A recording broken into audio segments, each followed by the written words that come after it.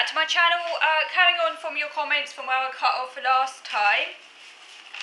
So we got up to one of the commenter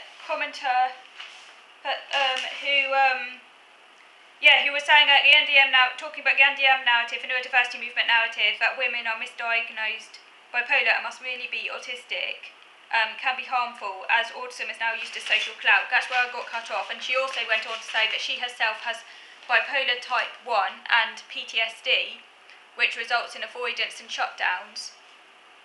She recently saw a psychiatrist, and I think she's based in New Zealand, so that might have slightly different diagnostic terminology to other countries. But anyway, she went to see a psychiatrist in New Zealand, who told her that she's definitely on the autism spectrum, and that she fits the PDD-NOS profile, which is pervasive development disorder not otherwise specified, but that she's not Asperger's or ASD, which is rather confusing because, as far as I'm aware, PDD-NOS is an autism spectrum condition, so that is rather confusing. And the psychiatrist suggested that she called herself neurodivergent and a highly sensitive person. However, she doesn't like those labels, and she is not going back to calling herself autistic, and she said the whole process was very, very vague. Yeah, it does sound incredibly vague, and I would advise going back to the psychiatrist and asking for some clarification. I mean, it's perfectly possible, of course, to have very strong features of autism without meeting the full criteria, in which case you'd be sub-threshold. And also, as you're a parent of an autistic child, you're bound to share at least some features of autism. There's a very high, strong genetic autism is highly heritable, and I mean, to an extent, diagnostic categories are fairly arbitrary, but even if you don't meet the full criteria for autism, if those features still impact your life, it's good to know. And yeah, at least they gave you some diagnosis, but it is a bit confusing, so go back to I would recommend go back to your psychiatrist, basically. Anyway, so some other comments.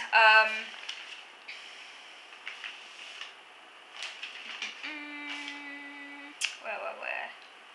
Oh yeah, around ADHD, and I was talking about ADHD and its relationship to autism, and how I feel that there could also be a subtype where an autistic person is heavily impacted by OCD, and that could form its unique subtype, where in this case the OCD is kind of heavily connected to the person's autism. And one of you said that the same could be said for ADHD and OCD, because you yourself have a diagnosis of both ADHD and OCD, but you see your OCD as kind of very neurodevelopmental, like deeply embedded within you, something that to an extent you've always had, and that is different to other forms of OCD that are seen as more something that you can be recovered from, whereas in your case your OCD is something you're kind of going to always have. And I would say that, yeah, that's the same for me, although I have autism, but it sounds like our OCDs are quite similar, and that your OCD, like me, is very heavily based around a fear of getting ill and germs. And yeah, we seem to be affected in very similar ways, actually. I haven't really come across many people who seem to have almost the exact same type of OCD. I mean, obviously we're going to have some differences in how that's manifested, but yeah, it's quite interesting how similar our experience of OCD is. And I know you mentioned other fears, for example, you don't take medication for your ADHD because you have fears around side effects and stuff, and that's the same for me. Obviously, I'm not worried about vaccinations and things like that, even though they also have side effects. I think because for them, obviously my fear of illness and germs kind of is higher than my fear of vaccination. But so I wish there was a vaccination for every single disease. But other medications and things like that, I'm really reluctant to take because I have a really extreme fear. Not that I need to take any other medications, thankfully, touch wood, and hopefully I won't get ill enough to need any major medications. But well, I mean, it's touch wood, because obviously, at some point, most people need to take medications at some point. I've so far been lucky. I don't really get ill much anyway. I mean, I avoid people, but you know, if I ever like did need to take medication, that could be a problem. Because yeah, like I am like I have like real fears around side effects and a fear of being sick and stuff like that, which like an extreme health anxiety, and it seems like you also have those issues and fear around getting ill. So we seem to be very similar in the expression of our OCD and also in the origin of our OCD as well. Although you have ADHD and I have autism, but they're both neurodevelopmental and can share features, so that's quite interesting. And I agree with you when you say that OCD has been simplistically conceptualised as a one-size-fits-all mental illness, and its relationships with neurodevelopmental disorders overlooked. But there is such a thing as paediatric onset OCD, and that could well be a neurodevelopmental subtype. And I completely and utterly agree with you. I do think that there is a paediatric onset OCD, and I do think that that's quite different to OCD that develops later on in life, where the person is aiming for recovery because they knew a time when they didn't have it, and it's more ego-dystonic, whereas someone who's always had it is kind of more completely embedded within their psyche to some extent. And I think for me, it's very heavily related to my autism and my inability to deal with uncertainty, unpredictability, need for control. It feels very heavily embedded with the way I live life. It's kind of always been there, and I think that's part of the reason why it doesn't make me depressed. I mean, hell, I hate having it, but because it's kind of integrated into my personality, it's not seen as alien. Like, I don't relate to it when people talk about it being alien, because it's not alien to me, it's part of who I am. And I think that's because it's neurodevelopmental and kind of part of my autism. So yeah, I thought that was really interesting.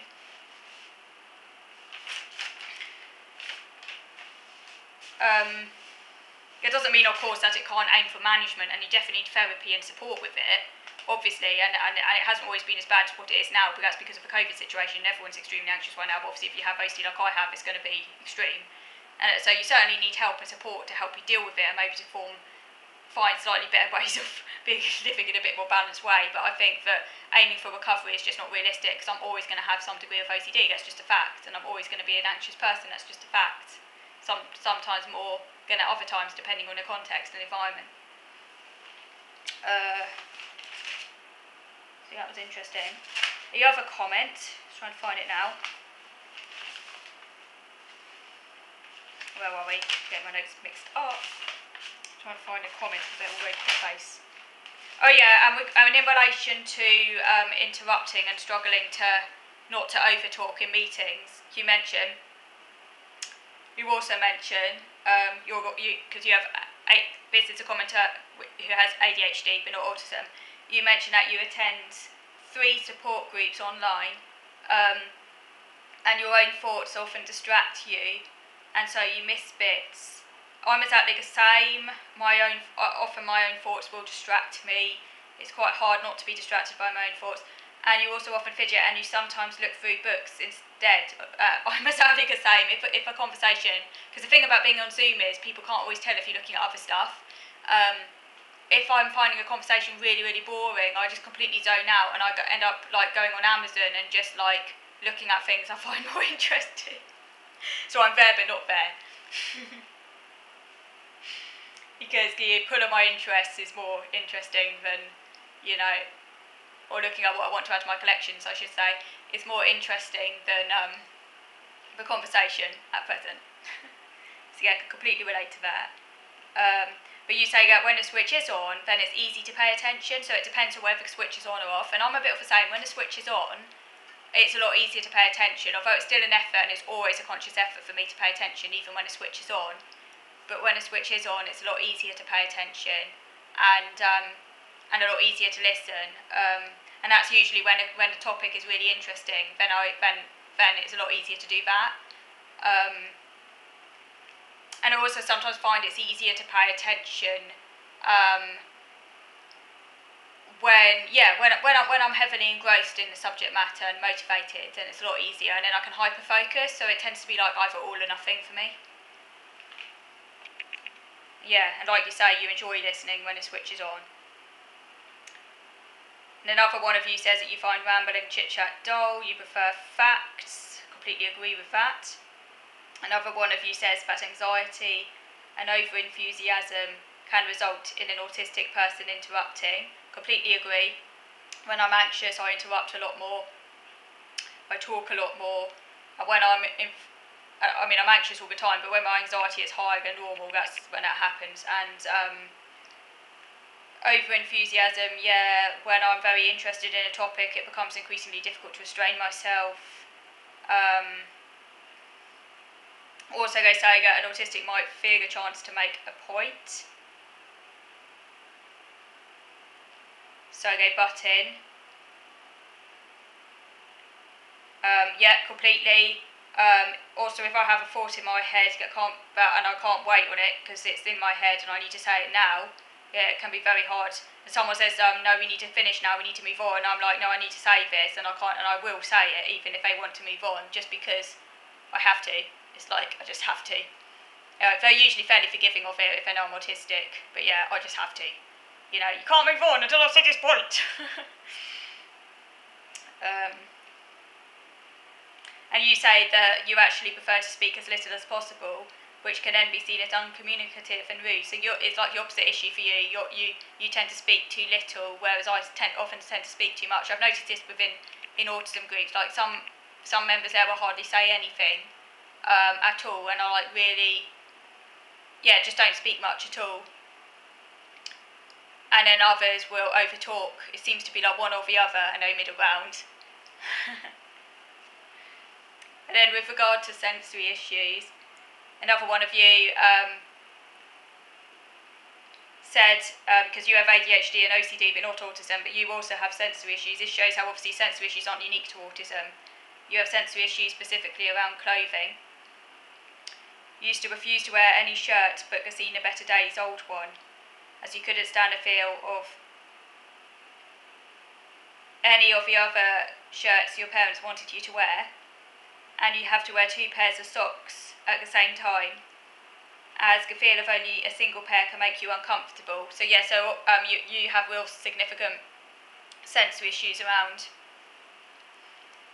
clothing. For me, I'm not too bad on the clothing front. Like, I know some autistics are really, really struggle massively in that area. That's not like a massive sensory issue for me in a way I've heard some other autistics describing it. As I say, I think my main issue around clothes is actually I need to wear a lot of layers. So for me the issue is not having clothes on as opposed to having lots of clothes on. So I'm someone who likes being wrapped up and swaddled, which is why it might be part of the reason why I prefer the colder months, because I can do that. I like to wear as many layers as possible. And like I say, I don't like having bare feet touching the ground. So that's why I go on tiptoes.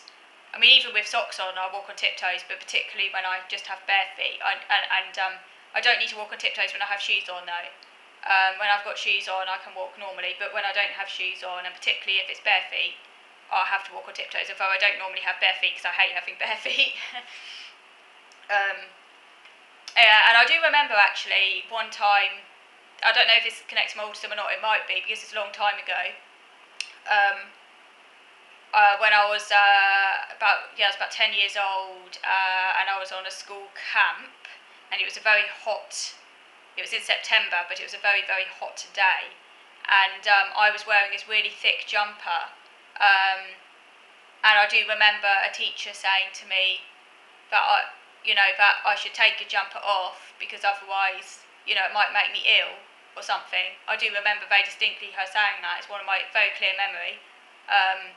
So I was wearing this really thick jumper and it was like really, really hot. But yeah, I've always preferred having like lots of clothes on, even in like hotter weather. So I don't know if that's connected to my autism or not. Maybe it is. Maybe it's just a personal quirk. Let me know if any of you can relate to that. But I'm not as clothes aren't as problematic to me as they are for some autistics. My main sensory issue is around noise, light, and to a certain extent smell. For better or worse, I love good smells, but horrible smells, very distracting. It's mainly around those areas, particularly sound for me.